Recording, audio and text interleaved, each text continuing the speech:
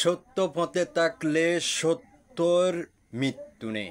সত্যর পথে যদি আপনি থাকেন, যতই বিপদ আসুক না কেন, আপনাকে মহান রব্বুল আলামিন আপনাকে বিপদ থেকে উদ্ধার করবে। প্রিয় ভাই ও বোনেরা আমার, সবাই ভালো থাকবেন, সুস্থ থাকবেন। আমার কথাগুলো একটু মনোযোগ দিয়ে শুনবেন। প্রিয় ভাই ও বোনেরা আমার, সত্য পথে থাকতে হবে। সত্য পথে যদি আপনি জীবনযাপন করেন, সত্য পথে থেকে যদি আপনি মানুষের সাথে যদি কাজ কারবার করেন, সত্য পথে আপনার হাজারো যদি বাঁধা আসে, আপনার কোনো বাঁধাই বাঁধা হবে না। আপনাকে আপনার রব, আপনার সৃষ্টিকর্তা সমস্ত বাঁধা সরিয়ে দিয়ে আপনাকে এগিয়ে নিয়ে যাবে। তবে আপনাকে সত্য পথে থাকতে হবে। সত্যের কোনো মৃত্যু নেই, সত্যের জয় অবশ্যই হবে, তবে সত্য পথে বাঁধা বেশি। আপনি মনে করেন সংসারের জামিলার কারণে বিভিন্ন কাজে বিভিন্ন ক্ষেত্রে আপনি ব্যবসা করতেছেন, যে কোনো কিছু করতেছেন, আপনাকে সত্য পথে যদি থাকেন আপনার কোনো অভাব হবে না। হয়তো আপনার অর্থ যদি একটু কমে হয়, আপনার এই অর্থের মধ্যে অনেক বরকত থাকবে, ওইখানে কোনো দুর্দশা থাকবে না, ওইখানে কোনো হানাহানি থাকবে না। আপনার ওইখানে আপনার উপরে অনেক বরকত হিসেবে আপনি খুশি থাকবেন, কারণ ওইখানে হচ্ছে আল্লাহর রহমত বর্ষণ হয়। তাই সবাইকে বলবো সত্য পথ থাকবেন, সদা সত্য কথা বলবেন, যেখানে যাবেন সবার সাথে সত্য বলার জন্য চেষ্টা করবেন। সত্যই হলো মানুষের আসল পথ।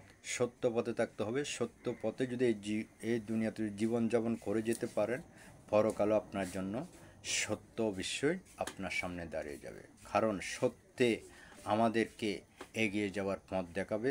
সত্য ইহকাল পরকাল দুই কাল আপনাকে শান্তির পথ দেখাইয়ে দিবে।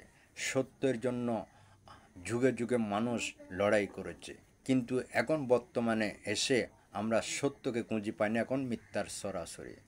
আমরা যেখানে যাই এখন সবাই দেখি সবাই মিথ্যা বলে, ব্যবসার কাজে মিথ্যা বলে, যে কোনো কাজে মিথ্যা বলে, কারণে অকারণে মিথ্যা বলে, মিথ্যার একটা সরাসরি হয়ে গেছে। তাই এখন আমাদের কোনো উন্নতি হচ্ছে না। আমাদের যেদিকে যায় সেদিকে শুধু দুর্দশা, যেদিকে যায় শুধু সেদিকে বিপদ।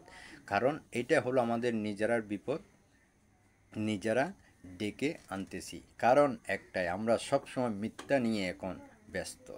মিথ্যা, যে কোনো কথাই কথাই আমরা মিথ্যা বলি। মিথ্যা বলা যে মহাপাপ, সেটা এখন আমরা ভুলে গিয়ে এখন মিথ্যা বলা সত্য হয়ে গেছে।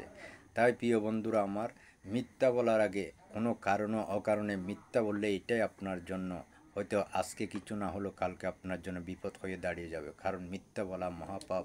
এই মিথ্যার প্রতিটা জীবনের যতগুলো আপনি দুনিয়াতে বেঁচে ছিলেন, সমস্ত কথাগুলোকে আপনি একদিন এই কথার জবাব দিতে হবে। কতগুলো আপনি মিথ্যা বলেছেন জীবন সংসারে, কতগুলো সত্য বলেছেন, সবগুলো এক জায়গায় করে মহান রাব্বুল আলামিন একদিন আমাকে আপনাকে বিচারের আওতায় নিয়ে যাওয়া হবে।